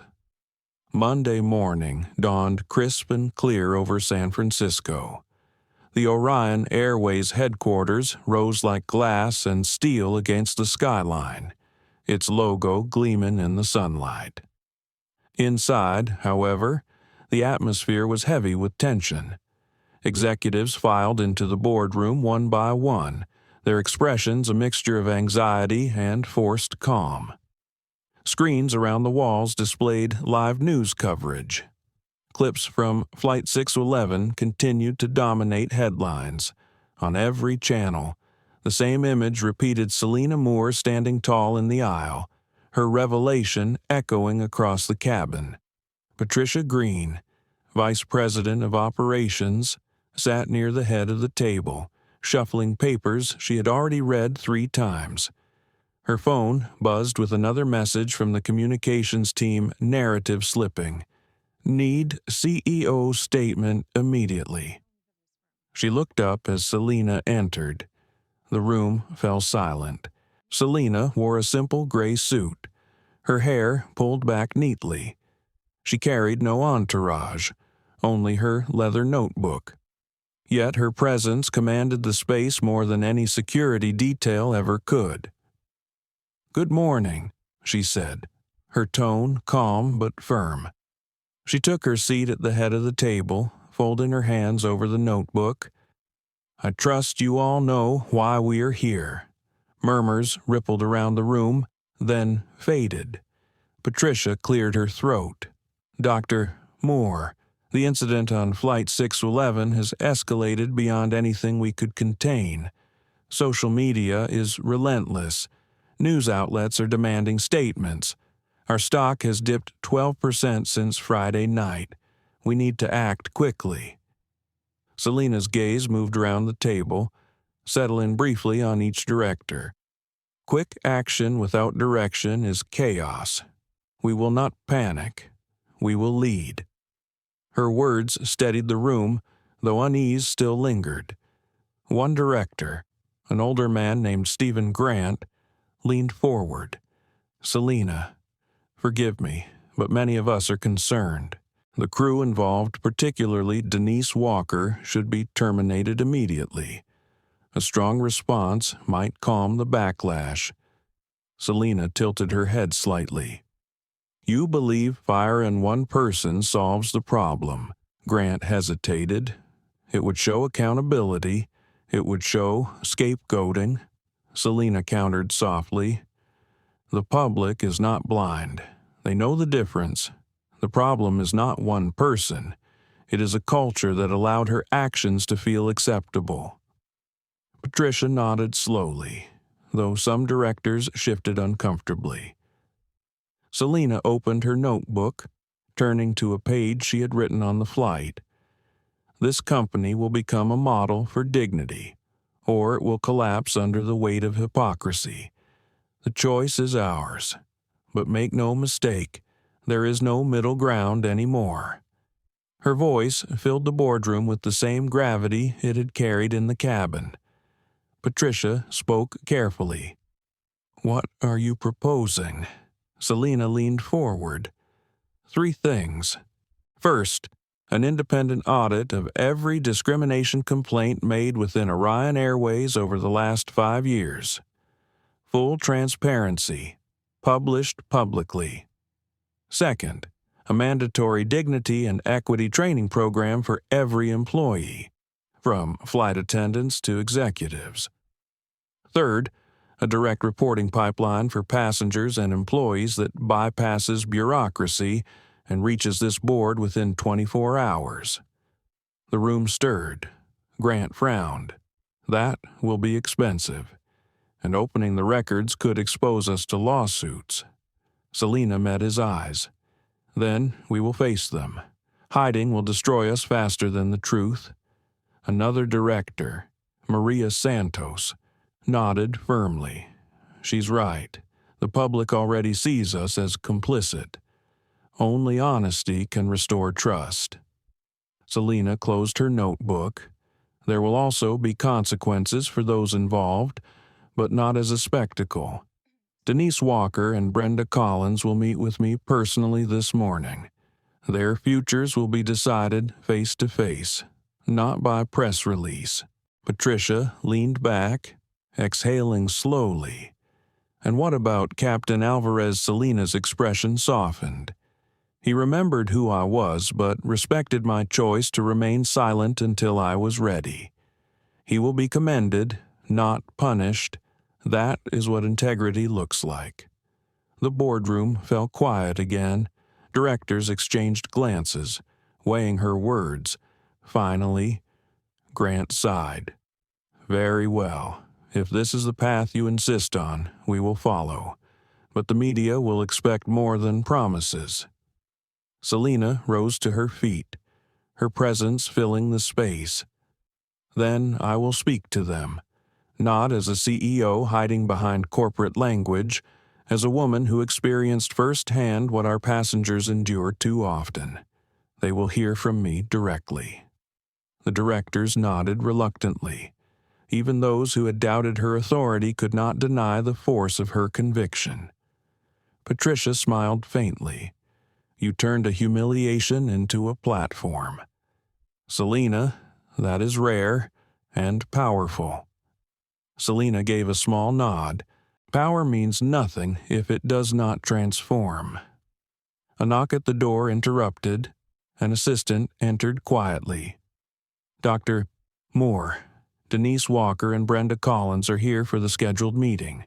The board members shifted, eager to see what would unfold. Selina lifted a hand. "No, this is not for spectacle. They will meet with me privately." She picked up her notebook and walked calmly to the adjoining office. Harold, who had insisted on being present at headquarters, gave her a quiet squeeze on the shoulder as she passed. His eyes said everything: pride, fear, and trust. Inside the office, Denise and Brenda stood awkwardly. Denise's face was pale, her uniform crisp but her posture defeated. Brenda's eyes were downcast, her hands clasped tightly in front of her. Selina closed the door gently behind her. She set the notebook on the table and faced them. "Sit," she said softly. They obeyed, the silence thick. Selina's gaze moved between them. "Do you understand why you are here?" Denise swallowed hard. "Because I failed. Because I treated you with disrespect. Not just me, Selina corrected. Every passenger who has ever been made to feel lesser, every child who will remember humiliation longer than comfort. This is bigger than me. Brenda spoke, her voice trembling. I should have stopped it. I knew it was wrong, but I stayed silent. I am ashamed. Selina's eyes softened slightly. Silence is complicity, but acknowledgement is the first step toward change. Denise's eyes filled with tears. I never imagined you were the CEO. If I had known, Selina raised a hand sharply. Stop. That is exactly the problem. Respect should not depend on knowing someone's title. If you cannot grasp that, there is no place for you here. Denise's tears spilled over. She looked down, her hands shaking. Selina leaned closer. You have a choice, Denise. You can leave Orion today, carrying bitterness, blaming circumstance, or you can accept accountability, submit to training, and begin the work of unlearning the prejudice that blinded you. Which will it be? The room held its breath. Denise hesitated, then whispered, I will stay. I will do the work. Selina studied her face, searching for sincerity. Then she nodded slowly. Very well, but know this, one misstep, and your career ends immediately. Denise nodded, tears still streaming. Selina turned to Brenda. And you. Complicity is harder to root out than hostility. I expect you to lead by example. Speak up when silence tempts you. Show courage where fear whispers. Can you do that? Brenda nodded firmly, her voice steadier than Denise's. Yes, I can. I will. Selina closed her notebook, the sound final, then go. Prove it. Your futures are no longer mine to shape. They are yours. The two women stood, their expressions a mixture of relief and shame. They left quietly, leaving Selina alone in the office. She exhaled deeply, closing her eyes. For a moment, exhaustion washed over her. Then she whispered to herself, the work begins now. By Tuesday morning, the headquarters lobby of Orion Airways was unrecognizable. Reporters crowded the marble floor. Cameras on tripods pointed toward a podium set against the company's blue and silver logo. Journalists murmured, checking their notes, while photographers adjusted their lenses. The entire building seemed to hum with anticipation. Harold Moore sat in the front row, his posture straight but his hands folded tightly. His daughter had told him she needed him visible, not as an executive ally but as a father who had witnessed everything firsthand. Patricia Green moved briskly across the stage, whispering instructions to technicians and staff. No corporate jargon. She reminded one of the assistants. Dr. Moore speaks for herself.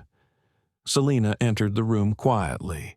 She wore a navy dress, simple but elegant, her hair loose at her shoulders.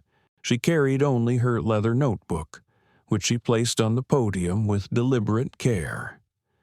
The room fell silent as she stepped forward. Good morning, she began, her voice calm but carrying strength. My name is Dr. Selina Moore, and as many of you know, I am the CEO of Orion Airways. Today, I want to speak not as an executive, but as a passenger who endured what too many others have endured silently. The click of cameras filled the pause. She let the silence settle before continuing. On Friday night, during Flight 611 from New York to San Francisco, I was subjected to repeated challenges of my legitimacy as a passenger in first class. I showed my ticket multiple times. I answered every request with patience. Yet, I was singled out again and again. And when I finally revealed who I was, the entire situation shifted instantly. Her gaze swept across the crowd. That is the problem. Respect should not depend on a title. Dignity should not be conditional. What happened to me is not an isolated event. It is a symptom of something larger, something systemic, that lives not only in Orion Airways but in our society. Reporters scribbled furiously. Cameras zoomed in. Selena's voice softened slightly. I want to be clear. This is not about one flight attendant or one purser. This is about a culture that allows bias to masquerade as procedure, and that ends now. The room shifted with murmurs, a ripple of recognition. Selena opened her notebook and read from the page she had written. This company will either become a model for dignity or collapse under its failure to evolve. There is no middle ground. And so, today, I'm announcing the Clear Skies Initiative. The phrase landed like a stone dropped in water. Reporters leaned forward. Patricia allowed herself the faintest smile. Selena outlined the plan. First, an independent audit of every complaint of discrimination made in Orion Airways over the last 5 years. Results will be published publicly within 6 months. Second, mandatory dignity and equity training for every employee, from the front line to the boardroom. Third, a direct reporting system for passengers and employees that bypasses bureaucracy and reports incidents directly to my office. Every report will receive a response within 24 hours. She paused, letting the weight of the announcement sink in. These changes are not optional. They are non-negotiable. They begin today. Questions erupted instantly, microphones thrust forward. Dr. Moore, will employees who engage in discriminatory behavior be fired? What about the flight attendants from Flight 6 to 11 as Orion prepared for lawsuits? Selena raised her hand for quiet. Accountability is essential. Yes, consequences will follow, but accountability without opportunity for growth is revenge, not justice. Those involved in Flight 611 will undergo intensive retraining. They will be given one chance to rebuild trust. If they fail, they will no longer have a place here. Her voice carried conviction. I chose not to fire anyone on the spot because I believe transformation is possible. If we demand change, we must also create space for it to occur. Cameras flashed again, capturing her steady expression. Another reporter shouted, "Dr. Moore, some critics say this is just damage control." How do you respond? Selena's eyes fixed on the reporter. Damage control protects image. This is not about image. This is about integrity. I did not stand in that aisle on Flight 611 to protect a brand. I stood to remind us all that silence is not an option. The only way forward is truth.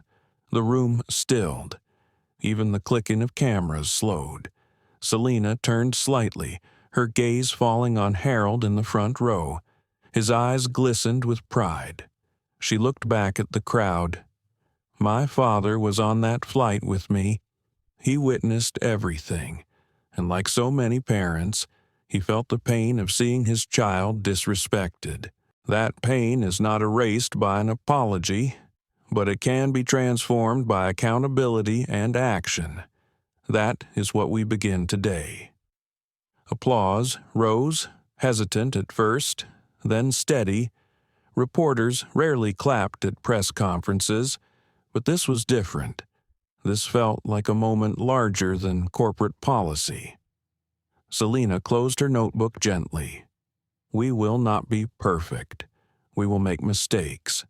But Orion Airways will no longer be defined by silence or denial. We will be defined by how we confront our failures and how we rebuild trust. That is my commitment, not only as CEO, but as a fellow human being. She stepped back from the podium. Questions erupted again, but she did not return. Patricia moved forward to handle logistics, her voice firm but secondary. Selena walked calmly off the stage, her father rising to meet her. In the hallway, Harold grasped her hand. "You did it. You turned humiliation into a declaration." Selena gave a faint smile. "This is only the first step, Dad. The real work is just beginning." Clara Hughes, standing at the back, lowered her camera slowly. Her eyes were wide, her breath unsteady. She whispered to herself, "This is the story of a lifetime." That afternoon, every major news outlet carried Selena's speech in full. Hashtags surged again. Clear Skies Initiative, Dignity for All, Selena Moore. Analysts debated the cost of reforms. Activists praised her courage. Skeptics questioned her sincerity. But one truth was undeniable. She'd shifted the conversation from scandal to systemic change. In offices, homes, and classrooms, people replayed the clip of her saying, "Respect should not depend on a title. Dignity should not be conditional." The words echoed beyond aviation, touching anyone who had ever felt unseen. At Orion headquarters, Patricia met with the communications team. "We no longer need to spin," she said. "Dr. Moore has spoken for herself. Our job now is to follow through." And in a quiet office upstairs, Selena sat alone with her notebook open. She wrote one final line for the day: "Power is not proven in moments of ease. It is revealed when dignity is tested." She closed the book, her hand resting on it. The storm was far from over, but the sky outside her window was clear, and for the first time since Flight 611 she allowed herself a long, steady breath. Months passed, but the echoes of Flight 611 had not faded. What began as a confrontation in the narrow aisle of a jet had rippled outward into boardrooms, newsrooms, and households across the country. The Clear Skies Initiative had taken root. At Orion Airways headquarters, the transformation was visible. Training sessions filled conference rooms daily. Employees, from senior executives to new hires, sat side by side, learning about bias, accountability, and empathy. Posters across terminals displayed the words "Dignity for All." Passengers noticed the difference in small ways: warmer greetings, patient explanations, crew members stepping in to support each other rather than turning away. Selena Moore walked the halls quietly, observing, listening. She never wanted the reforms to be reduced to slogans. For her, every small change mattered only if it reached the passengers who once felt unseen. Her father Harold often accompanied her. He had become an unofficial ambassador, speaking with employees, sharing his perspective as a witness to Flight 611. "I saw what disrespect does to a human soul," he would say, "and I saw what grace looks like when it stands tall." The media continued to cover the story, but the tone had shifted. Clara Hughes published a long feature in a national magazine titled "Grace at 30,000 Feet." The piece traced not just the incident, but the transformation that followed.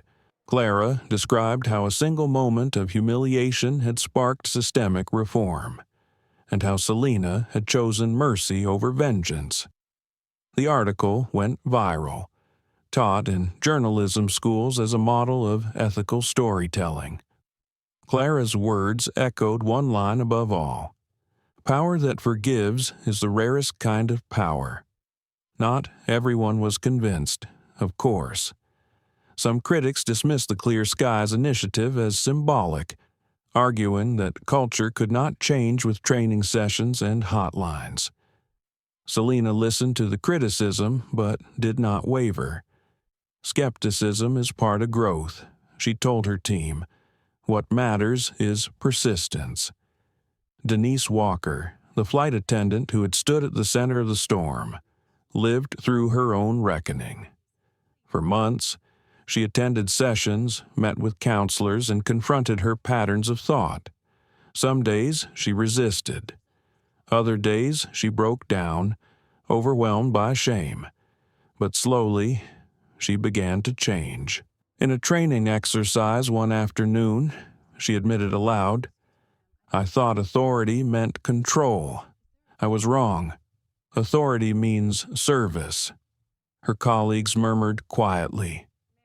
Brenda Collins placed a hand on her shoulder. That was the beginning of her healing. Brenda herself grew into a different role.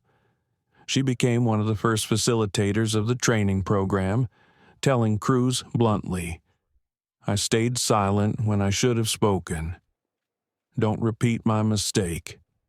Her honesty carried weight. Captain Marcus Alvarez was promoted to Director of Crew Integrity, tasked with building a culture where truth outranked convenience. He often spoke about the night of Flight 611. "I hesitated. I almost stayed silent. But silence is complicity. Selena taught me that. Michael Torres, once the nervous junior attendant, flourished. He became a rising leader within Orion, known for his empathy and courage. In interviews, he said, "That night taught me that doing the right thing is rarely easy, but always necessary." And Selena herself continued to grow. She was invited to speak at universities, conferences, even congressional hearings.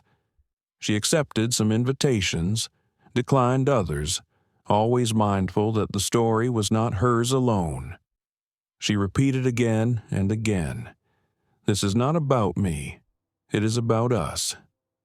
One evening, nearly a year after Flight 611, Selena hosted a gathering at Orion's main terminal. Employees, passengers, journalists, and community leaders filled the space. The event was not a celebration, but a reflection. Selena stood at the podium, Harold at her side.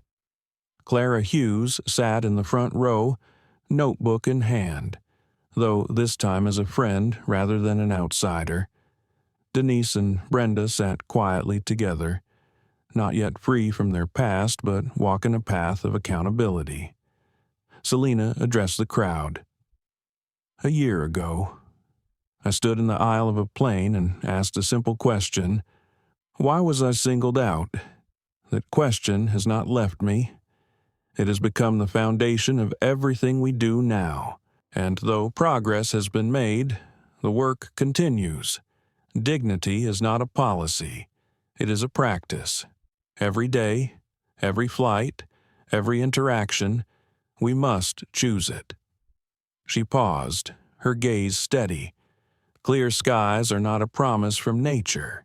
They are the result of navigation, persistence, and care. The same is true of dignity. We will face turbulence, but we will keep flying toward fairness. The room erupted in applause. Harold reached for her hand, squeezing it tightly. His eyes shone with tears. "You did it, Selena. You turned pain into purpose. After the event." Clara approached. "Do you ever regret revealing who you were that night?" she asked softly. Selena smiled faintly. "No, but I wish I'd never needed to. That is the future I work for, a future where identity does not determine dignity." Clara nodded, moved. Later that evening, Selena sat alone in her office, the city lights stretching beyond the glass. She opened her leather notebook one last time and wrote, "From humiliation, we built hope. From silence, we created voices. From one flight, we charted a new course, clear skies ahead." She closed the notebook, her heart steady. Outside, planes lifted into the night sky, their lights glimmering like promises. And somewhere in the cabins of those flights, passengers sat a little more securely, a little more seen, because one woman had chosen to stand with grace when dignity was tested. The story of Flight 611 was no longer just about Selena Moore. It had become a story about everyone who refused to accept silence. And, as long as planes took to the sky, the lesson would endure dignity is not optional. What began as a confrontation in a narrow airplane aisle became a powerful reminder that dignity is not optional. Selena Moore's choice to respond with calm, grace, and vision turned a moment of humiliation into a movement of accountability. She could have destroyed careers in anger. Instead, she built pathways for transformation. She reminded us all that true power is not proven by titles or wealth, but by the courage to stand firm when respect is denied. Her story leaves us asking ourselves, how often do we stay silent when we should speak? And what would happen if we, too, chose justice over revenge? This is more than the story of one woman on one flight. It is a mirror held up to society, showing us both our failures and our potential to change. May it stir in us compassion, courage, and the conviction that every human being deserves dignity. Thank you for watching and for sharing in this journey. If this story moved you, don't forget to like, share, and subscribe. Together, we can keep these conversations alive and make sure the skies ahead are clearer for everyone.